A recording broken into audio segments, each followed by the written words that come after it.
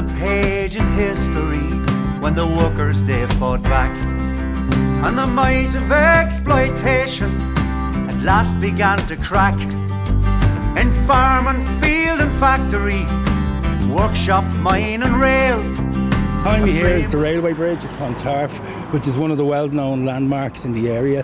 But I think a lot of people would be surprised to know that in 1916 this formed the perimeter of a battle which took place, which is known as the Battle of Annesley Bridge, and ran all the way down to Seville Place and lasted for well over a week, which involved artillery, which involved gunboats, which is an extraordinary story which is virtually unknown.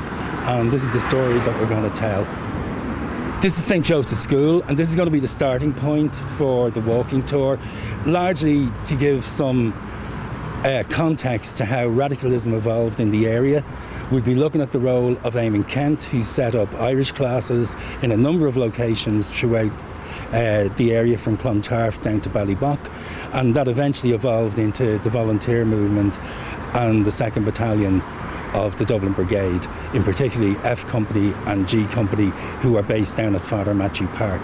The school itself here provided over 20 participants in the rising. Sean Connolly, who was the first man who was shot, Seamus Fox, who was one of the youngest volunteers to be killed, and the 5 Ring brothers who fought in the GPO were all past students of the school here. Behind us is the Crescent in Fairview, which is one of the great landmarks on the Dublin Literary Trail, as number 15 was the birthplace of Bram Stoker, the author of Dracula.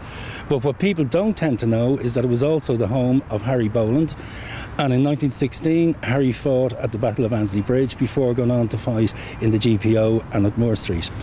During the fighting out here, as the week progressed, by Thursday, the snipers on the roof here had become so intense and were causing so many problems for the British that on Friday morning a decision was taken that they were going to bombard the Crescent and level it. Gunboats were brought into the bay, however, at the last minute they changed their mind, and that's something we're going to explore in the walking tour as we progress. And we're going to show you what the alternative target was that made them change the side of their guns. Behind us here we have the Bull Wall. In 1914 it was commandeered by the War Office to be used as a musketry school or rifle training school for British troops fighting in the First World War.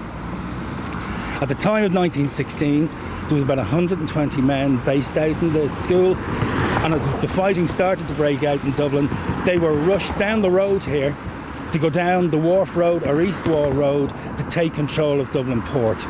And that's where the first stage of the Battle of Annesley Bridge took place. Right now we're at Edges, or Fairview Corner as it was known, in 1916. The first casualty of the Battle of Annesley Bridge occurred here some hours before the battle actually got going. It was a civilian. It's an interesting story, and it focused everybody into what was to come.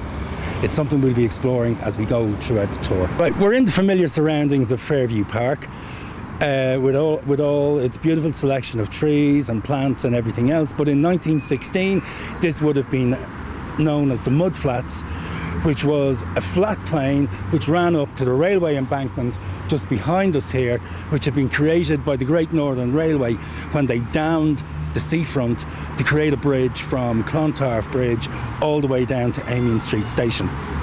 In the second phase of the Battle of Annesley Bridge, British troops came down and they planted machine guns at intervals along the railway line in order to secure it from rebel attack. They were afraid that the lines might be blown and it would make it difficult for them to get supplies and troops in to take part in the battle elsewhere in the city. Directly across from us is Annesley Bridge Road, and this area came in for continuous machine gun attack. Every time somebody moved, the troops just fired at it. If you look carefully, you can see where the bricks have been replaced in the 1930s and the 1940s. They're slightly discoloured. You can still see where some of it has been chipped away. And there's a particularly interesting story in relation to number 4, the details of which have really only emerged in the last week or two with the finding of a long lost tape by a witness. And that's something we're going to go into in some depth in the walking tour. This is Annesley Bridge, which gives the battle its name and where the first 2 days of fighting took place. The volunteers were trying to set up a cordon so that they could get all their supplies out of Father Matthew Park and into the various garrisons around the city, such as Jacobs, the GPO, Stephen's Green, etc. They were aware that soldiers from the musketry school were going to come down this way, that there was a very good chance. And when they got the word, they set up positions to try and maintain an attack, or to defend an attack against Father Matthew Park, but they had no actual instructions to attack the troops as they came down. So when they came down the road here, they then stopped, they had a look across, they could see that there were volunteers on top of Staines Corner, which is now the Annesley Bridge house. They could see that there were snipers up on the roof of the manure works, which is now Ballybock House Flats, and they could see various other people around, but nobody was doing anything. So the man in charge of the soldiers from the musketry school, Major Harold Found Somerville, took the decision to turn the corner into was then known as the Wharf Road and take all his troops down. And as he brought them down, he left a machine gun at the top of the road, and then as his troops were marching down the Wharf Road, the volunteers got the signal from a messenger from the GPO to attack them. And that attack took place down Leinster Avenue. And that's something we'll be exploring in greater depth. In order to secure a route back to the GPO, the volunteers decided to take over the pub on what was then known as Staines Corner, and now known to people as the Annesley Bridge House, to provide cover for Spring Garden Street so that they could get down that way onto Ballybock and down towards town. Because they knew that there was a good chance of British troops coming down this way, they also took over the houses here, and there was a similar block of houses over where the fire brigade is now. And what they did was they had men in the top floors of the houses. They also used the protection of the garden walls, which were quite high. So when the troops came down the Wharf Road, and it's important to remember that all the way down to the railway embankment was then a building site.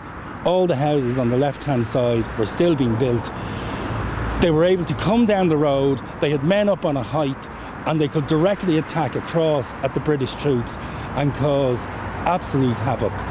We know at least one troop was shot in the back. Another guy, in a lull in the fighting, was wounded when one of his men set off his rifle and shot him in the abdomen, and he later died 2 days later. There was a sniper on the roof here, also took out the machine gun with a single shot. His name was Paddy Mahon. And the British were forced to try and seek protection down Stony Road on the other side of the railway embankment, and then try and climb back up and fight back at the volunteers. So it's quite an interesting little battle that was going on, and we'll be exploring it with quite some depth. We're at the Church of the Visitation in Fairview. Central to the whole story of 1916 and the build-up to it from 1914 onwards is Father Matthew Park, which was actually located directly behind it here. The entrance was through Windsor Villas, which is just up Phillipsburg Avenue.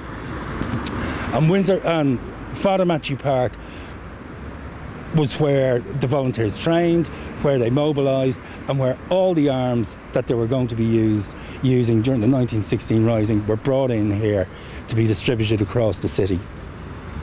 Further up from Matthew Park was Croydon Park, which for a period between 1913 and 1915 was used by the Citizen Army, but it was actually sold by the Transport Union early in 1916 because it wasn't making any money.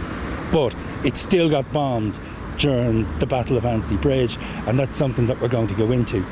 Also, in terms of the spread of radicalism in the area, directly across the road here in number 9 Phillipsburg Avenue, Eamon Kent set up Irish classes, which then moved down the road in a hall which they raised subscriptions to build, which then becomes the first location for the volunteer movement in the Fairview area, and was drawing volunteers from as far as Clontarf all the way down to the North Strand.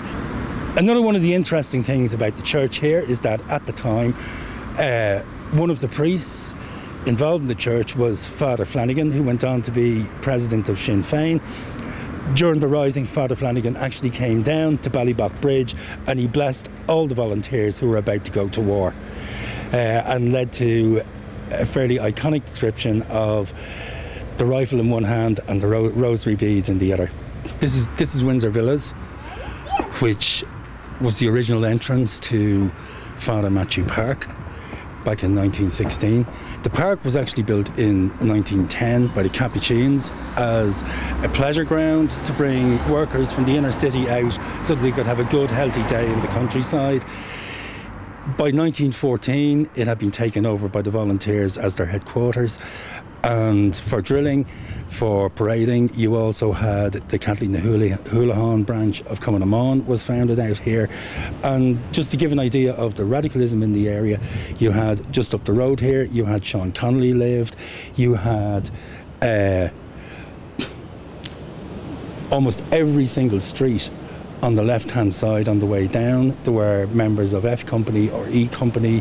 You also had people like John Cullen, who was a senior IRB organiser, lived just out on the front here. And you had the Henderson brothers live just inside here on Windsor Villas. So there was a huge catalyst within the area. Then if we just go back down to the bottom of Philipsburg Avenue and over the bridge, we're looking at Ballybock, where you had people like the Ring brothers and various other people. So there was a big catchment. Further up from here was Croydon Park, which was, as we said earlier, was used by the Citizen Army. And the other side of Ballybock Bridge was number 61 Ballybock Road, which was where John O'Neill lived, and he was a member of the Citizen Army and organiser of the Transport Union in this whole area all the way down to the Docklands. So there was a catalyst for major radicalism in this area, and not surprising, the area had a huge impact on the various battles around the city in 1916, but it had its own battle itself. And that's something that we're going to explore in some real depth in the walking tour, and I think there'll be something for everybody in it. A flame was lit, a beacon bright, that flame is burning still. Connolly was there, Connolly was there.